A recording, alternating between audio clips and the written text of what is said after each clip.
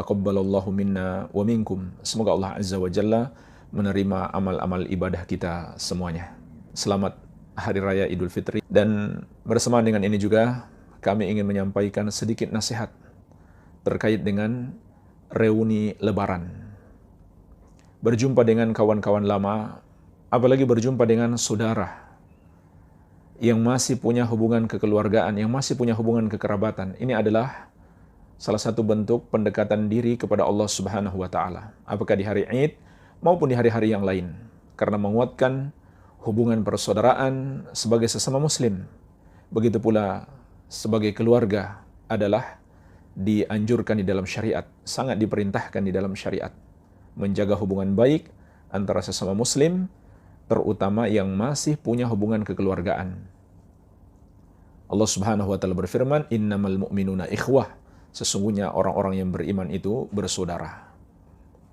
Maka dengan diadakannya reuni pertemuan bersama kawan-kawan lama yang sudah lama tidak berjumpa, atau bersama keluarga yang sudah lama tidak berjumpa, ini adalah hal yang sangat baik sekali. Tetapi jemaah sekalian, ketahuilah itu ada batasan-batasannya. Di antara batasannya yang ingin kami ingatkan pada kesempatan yang mulia ini adalah reuni itu tidak berlaku bagi lawan jenis yang tidak punya hubungan mahram. Tidak punya hubungan mahram, tidak punya hubungan kekeluargaan. Mengadakan acara reuni dengan kawan-kawan lama yang tidak punya hubungan mahram, itu bukan silaturahmi. Itu bukan pula satu kegiatan yang baik, tapi itu hanyalah mengulangi dosa masa lalu dan menambah dosa di masa sekarang. Kenapa jemaah sekalian? Karena ketika terjadi pertemuan antara laki-laki dan wanita yang bukan mahram, apalagi di sebuah acara besar, maka ada banyak kemungkaran yang terjadi di situ. Di antaranya adalah tidak menjaga pandangan mata. Sulit menjaga pandangan mata. Padahal Allah Azza wa Jalla berfirman, wa kullil mu'minina yaguddu min absarihim wa yahfadhu furujahum dzalika azka lahum. Katakanlah kepada laki-laki yang beriman, hendaklah mereka menundukkan pandangan mereka, yaitu tidak melihat kepada lawan jenis yang tidak halal bagi mereka, dan memelihara kemaluan mereka, yang demikian itu lebih suci bagi hati mereka. Wa kullil mu'minati yaghdudna min absarihinna wa yahfadhna furujahunna. Dan katakanlah kepada wanita-wanita yang beriman, hendaklah mereka menundukkan pandangan mereka, tidak melihat kepada laki-laki yang bukan mahramnya atau bukan suaminya, dan hendaklah mereka memelihara kemaluan mereka. Ini pelanggaran yang pertama. Tidak akan bisa menjaga pandangan mata. Apatah lagi kalau berjumpa dengan kawan-kawan lama yang belum menutup aurat dengan baik, atau dengan para wanita kawan lama kita yang belum menutup aurat, maka dosanya pun akan semakin besar. Baik dosa dari wanita tersebut atau dosa kita memandangnya. Ya. Kemudian yang berikutnya juga terjadi campur baur antara laki-laki dan wanita. Padahal Allah Azza wa Jalla memerintahkan kepada orang-orang yang sangat kuat imannya dan kepada wanita-wanita suci yang sudah dijamin masuk surga untuk menjaga batasan, menjaga hijab ketika terjadi interaksi di antara mereka. Allah Azza wa Jalla berfirman kepada para sahabat radhiyallahu anhum ajmain, "Wa idza sa'altumuhunna mata'an fas'aluhunna min wara'i hijabin, dzalikum atharu liqulubikum wa qulubihinna." Kalau kalian meminta sesuatu kepada istri-istri Nabi, maka mintalah dari balik hijab. Yang demikian itu lebih suci bagi hati kalian dan hati mereka. Subhanallah. Ini orang-orang yang sangat kuat imannya, tetapi Allah masih perintahkan mereka untuk menjaga kesucian hati mereka dengan menjaga hijab di antara mereka. Begitu pula jemaah sekalian, apabila berjumpa dengan kawan-kawan lama yang lawan jenis ini, kemudian berjabat tangan, padahal tidak ada hubungan mahram, maka Rasulullah SAW telah mengingatkan, la an yut'ana fi ra'si ahadikum bimikhyatin min hadid khairun lahu min an yamassa imra'atan la tahillulah.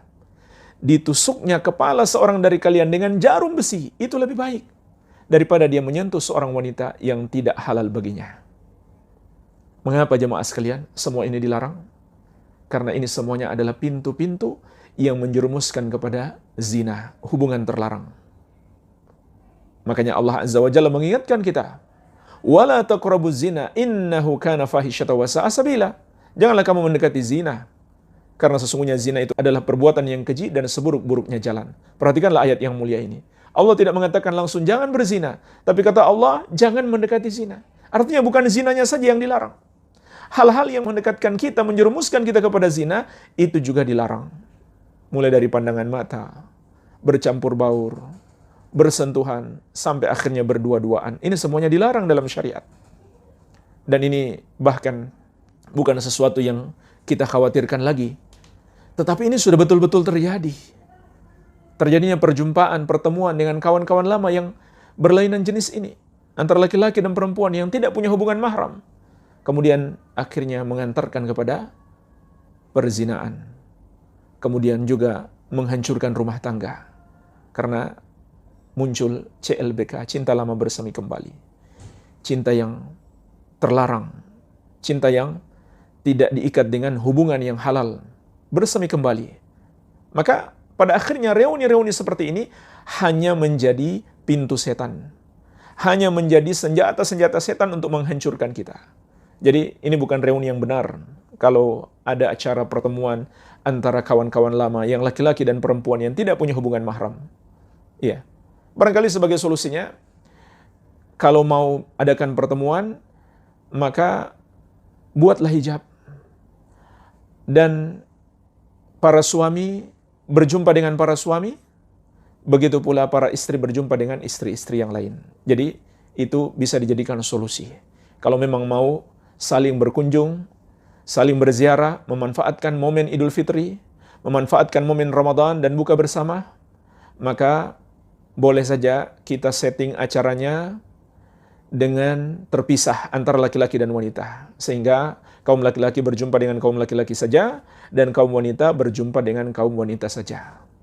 Barangkali ini tidak masalah insyaallah ta'ala sebagai solusinya. Jadi jemaah sekalian, hari raya ini kita harus waspada, banyak pintu-pintu setan yang menunggu kita. Setelah sebelumnya, setan-setan itu dibelenggu, diikat selama bulan Ramadan. Jangan sampai kita biarkan setan kembali menjerumuskan kita dalam dosa di bulan Syawal atau di hari raya Idul Fitri. Terakhir saya tutup dengan mengingatkan ucapan Imam Ibn Rajab Al-Hambali rahimahullah, laisal 'id liman labisal jadid, innamal 'id liman ta'atuhu tazid. Bukanlah hari raya itu untuk orang yang berpakaian baru, melainkan hari raya itu untuk orang yang ketaatannya bertambah. Laisal 'id liman tajammala bil libasi war rukub, innamal 'id liman ghufira lahu dzunub. Bukanlah hari raya itu untuk orang yang berhias dengan pakaian yang indah dan kendaraan mewah, melainkan hari raya itu untuk orang yang diampuni dosa-dosanya. Kita tidak tahu, kita tidak bisa memastikan apakah dosa-dosa kita selama bulan Ramadan atau di tahun-tahun sebelumnya diampuni oleh Allah atau tidak. Maka mengapa kita masih menambah dosa lagi? Semoga Allah Azza wa Jalla senantiasa melindungi kita dari keburukan dunia dan akhirat, dan semoga Allah Azza wa Jalla senantiasa menganugerahkan kepada kita kebaikan dunia dan akhirat. Wabillahi taufik walhamdulillahi rabbil alamin. Wassalamualaikum warahmatullahi wabarakatuh. Dakwah semampumu.